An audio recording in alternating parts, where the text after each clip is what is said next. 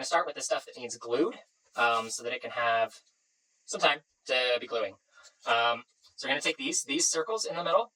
This isn't actually scrap. This is its own useful piece. So we're going to break these little circles out. Just kind of push on them, twist them. Might be easier if you take something long and skinny and you can punch them out. They could be a little stubborn at times, but they should come out without too much of a fight. All right, there's that one.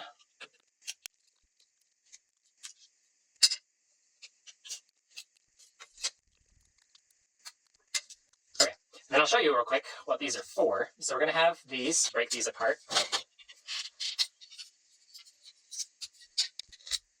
So these form the corners of the pinball machine.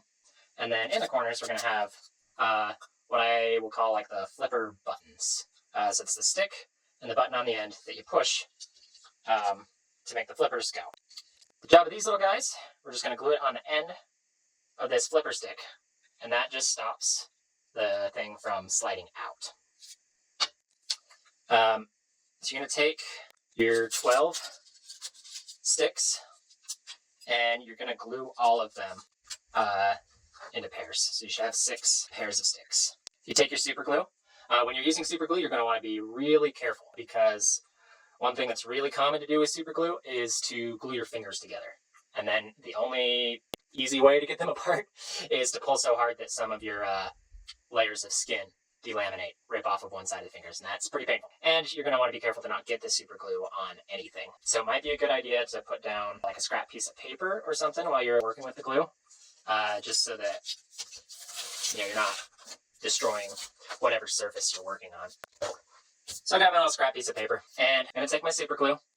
Less is more when it comes to super glue. You do not want to use too much super glue, because if you do, it'll ooze out the sides, and you do not want to get it on anything it is not supposed to be on, because it sticks almost instantly. Here, just to show you, I'm going to do a little bit of a no-no. I'm going to get just a tiny bit on my finger. Then I'm going to kind of sit here and work on some other stuff, and then, oh crap, I stuck my finger to this piece of paper. You notice it does not come off easily. And if I waited another couple of seconds, it would not have come off at all. I would have just had paper stuck to my finger. Anyway, so you want to just use the tiniest little dots of glue. You don't even need like a continuous line. Just a couple of dots.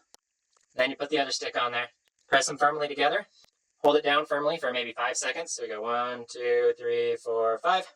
Then you'll notice you've got 2 sticks glued together. Cool. We'll do it again a whole bunch of times. 1, 2, 3, 4, 5. Let's do 10 seconds. 6, 7, 8, 9, 10. 1, 2, 3, 4, 5, 6, 7, 8, 9, 10.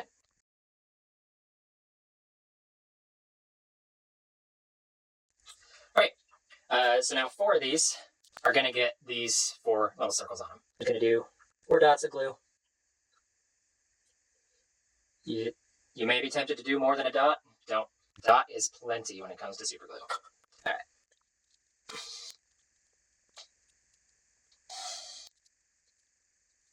Okay. Now we got 4 sticks with 4 circles on them. So where all these sticks are going to go is going to be in here, and they'll be used for pushing the flippers. This is going to keep it from sliding out this way. We're also going to have something that keeps it from going in all the way and makes it a little nicer to push on. That's these guys. These little flipper buttons. Take them, clean off that excess. Now this is very important. When you glue these on, they need to be already inside of these black corners. If you glue it on here, then you're never going to be able to get it inside. And these are kind of important. It's not going to work without these. So just so that I don't accidentally forget, because I totally could just like do this first one and then be like, all right, cool, that went great, on to the next one. And then I might end up doing it outside of the black thing. Just so that that doesn't accidentally happen, I'm going to put them all in my black corners before I start doing any more gluing, so that there's no way I can screw that up. So this wood dot goes on the weird shaped side, not the flat side. All right, I'm going to get all 4 of my buttons ready. Notice I got my lid on the glue while I'm doing all this. I don't want that to dry up in the nozzle. You may want to find some pliers or scissors or a knife or something to clean off these little connecting bits. I'm just ripping it off with my fingernails. Okay, got 4 of these, 4 of these. And I'm going to take each of these and just put a little bit of glue on the inside. Once again, with super glue, less is more. So I'm just going to do a little bit of little line on this inside edge and a little line on this inside edge. I'm not even going to worry about the 2 sides. The glue will kind of work its own way to them. Okay.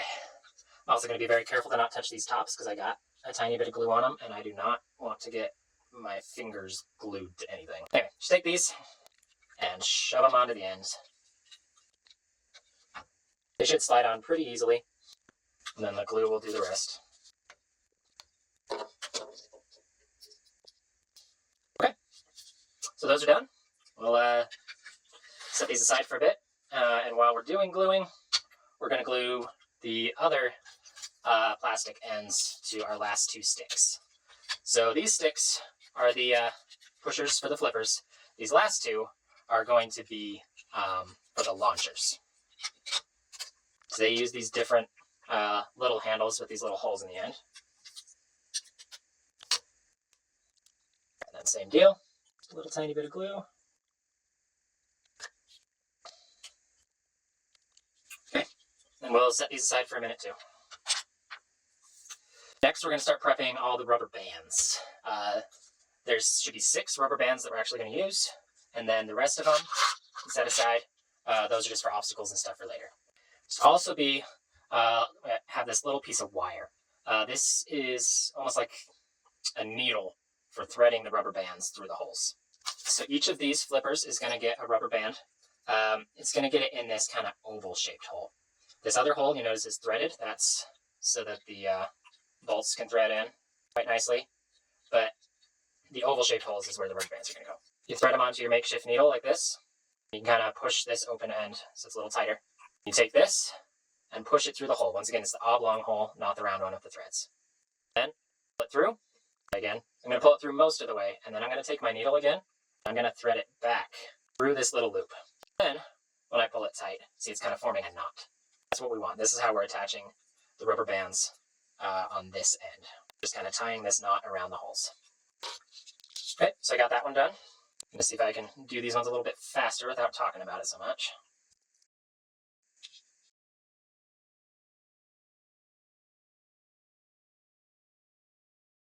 Get that end, pull this tight as I can, and then pull that. Be a little bit tricky, but you want to get these knots cinched down fairly tight. It'll just help stuff work smoother if you do.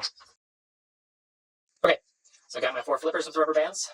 Now the last 2 rubber bands are for these launcher sticks. The glue's been drying for a bit, so these should be pretty secure now. A quick test. Awesome. Now we're going to do the exact same thing. Only difference is that these holes are quite a bit smaller. So I'm sorry, but it's a little bit more difficult to pull the rubber bands through these ones. But when you use the wire needle thing, it's still not too bad.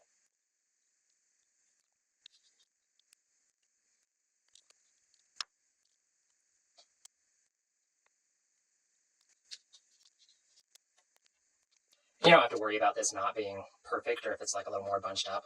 It'll look a little nicer if it's all neat and perfect and you keep the rubber bands pretty straight, but even if it's not, it'll work the same. Rubber band's done. Now we're ready to start bolting things on. I'm going to flip this wood so that it's smooth side up. So this is the side we'll be putting the plastic pieces on, but we'll be attaching them by just shooting some of these short screws through the bottom into the threaded holes of the 3D printed parts. When you're doing these, keep in mind that these are steel threads going into plastic threads, and they do not go in very deep. So what's going to happen if you just keep turning them is they will keep turning, and the steel threads are just going to rip the plastic threads right out. And you do not want that to happen, so you want to be careful to not over tighten these. There's no need to crank them down hard, just do a little snug. Another thing that's just kind of a good practice when assembling stuff is that you actually leave all of your bolts and stuff loose at first. So it makes it easier to get the other things to line up because you've got some more slop, some more wiggle room. And then at the end, then you snug them all down tight. Okay, another reason we don't want to tighten these down all the way from the get-go is we're actually going to use these for attaching the other ends of our rubber bands. So first I'm going to put in the launcher stick, just goes right in there. Then flip this over, and I'm going to hook the rubber band on this bolt head. Notice it will kind of tend to pull one side of the rubber band a little bit as you tighten it. That's okay. It doesn't matter much. All right. So now there's our launcher. I don't recommend dry firing it much. That's never good for spring-loaded mechanisms, but here we go. It works. Now we can do one of the flippers. So we're going to want one that's turned so that when we put it here, the rubber band is on the bottom end and this bolt hole is on the top. Except I got this upside down. This part that sticks out goes down to keep it separated from the board. So that one does not go there. This one, flip it over. It does. Bolt is just going to go there.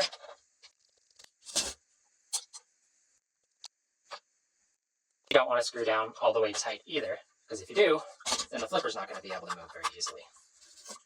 So how tight you want to do it is as tight as you can. It still kind of lets gravity do its thing and drops on its own. So let's see if I can go just a little bit tighter. Now I push it and it sticks. A tiny bit too tight. Take it back just a touch. That's about what you want. You push it. Might need a little bit of help going, but when you push it, it lets gravity do its thing. Now this rubber band, in this little channel at the back, it'll get hooked right on this corner bolt.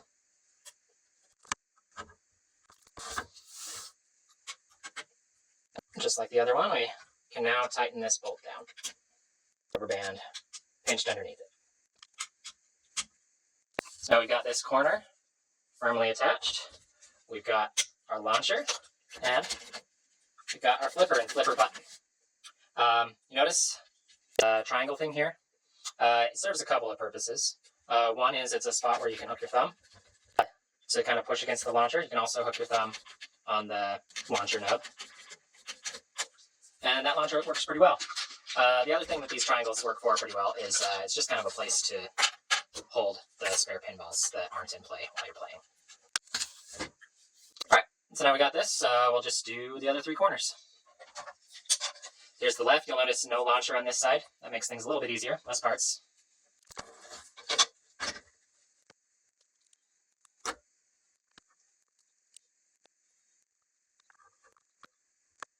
Okay, then before I tighten this down anymore, I'm going to want to hook the rubber band for its flipper on there. So yeah, side up, this nub, sticky uppy part goes down, it turns like that. It's here. And we'll just put it in.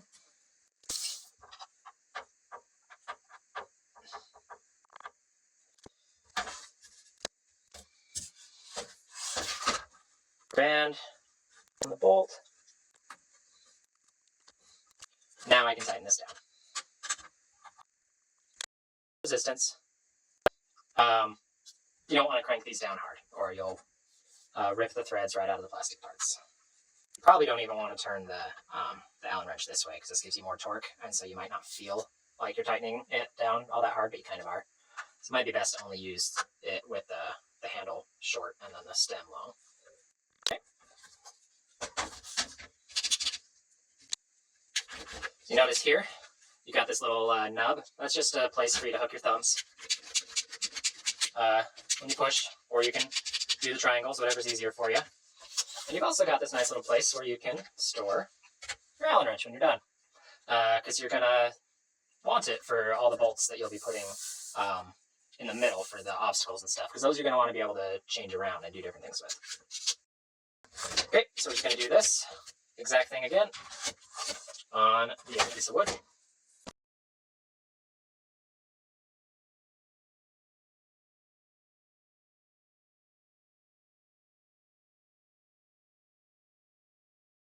you do happen to strip any of these screws out because you turned too hard, you can just put a little bit of super glue in and then put the screw in.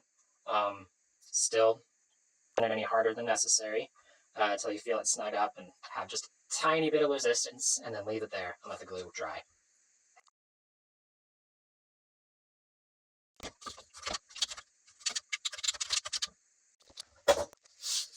Alright, so we'll go ahead and start putting the wood pieces on now. Take these, break them apart into their individual pieces, just like that. And we'll take these and put them on with these short bolts.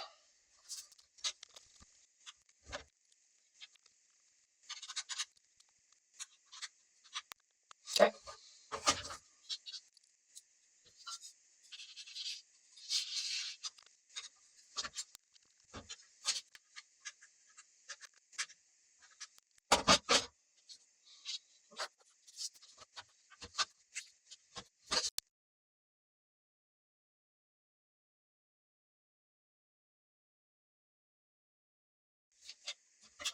So we got all those. Oh wait, I forgot. So one side of this, we're gonna put these on here as well. These are gonna be flip down legs to support the one end. Hold it up in the air when we've got it in one player mode. So I actually need to take these out. Up here on the one side is engraved just a little bit, so it kind of angles down in so that the bolt head can really recess in there as far as possible. So we're going to want to turn it this way so the bolt goes in through there. Not this way. This way it'll stick out just a little bit more. And we need the bolt to go in as far as possible so that we still got to have just enough threads to go into the plastic there.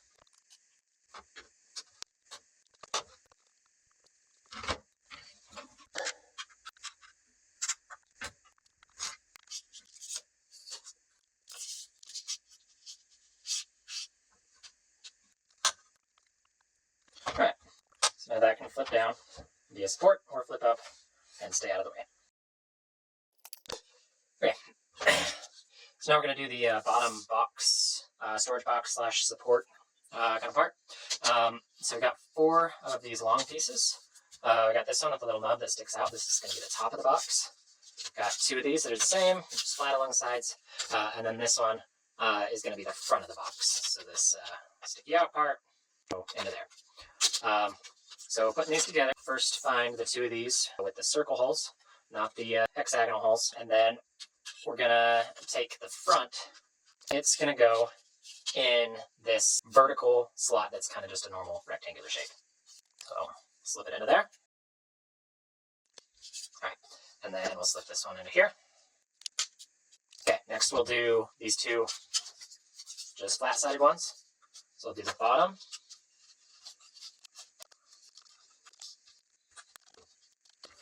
Then do the back.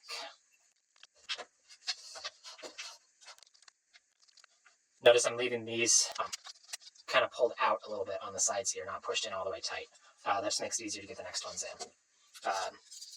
Be especially important in this next step, where we're going to put the top into this P-shaped opening thing. Put it in there. It's actually slid a little bit too far apart. Okay, now it's in the hole. Now, put those in tight. And you can see the top of our box works. I'm going to take these pieces with the hexagonal holes, and we're going to slide them onto the ends. Notice there's a short side and a long side. These match up with the short side and long side here. So we slide this on. That fits in there pretty snug. Do the same thing on this end.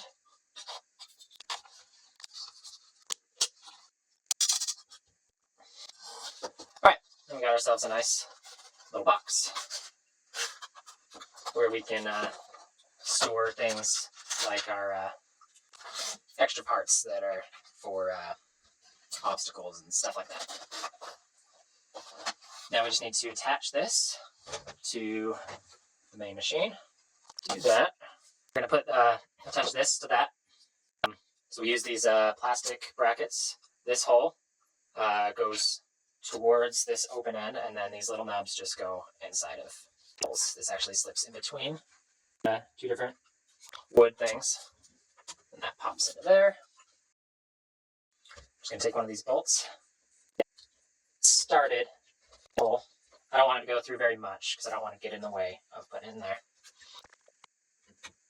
Same deal here. Inside of this. In the hole side. There we go. Now I can put on these hex nuts. Started and then kind of sit in the hole. Is basically going to act as like a wrench to hold the nut while we turn this side. I want this to be quite all the way tight because it's going to be a hinge. We want it to be able to move around there.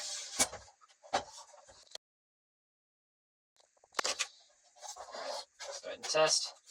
A little bit too tight on this side. Doesn't quite move quite as freely as I'd like it to. Just loosen that a touch. We want it to be where it stays in place, mostly wherever we put it. So we want this to stay in place, but we also want it to move easily with us.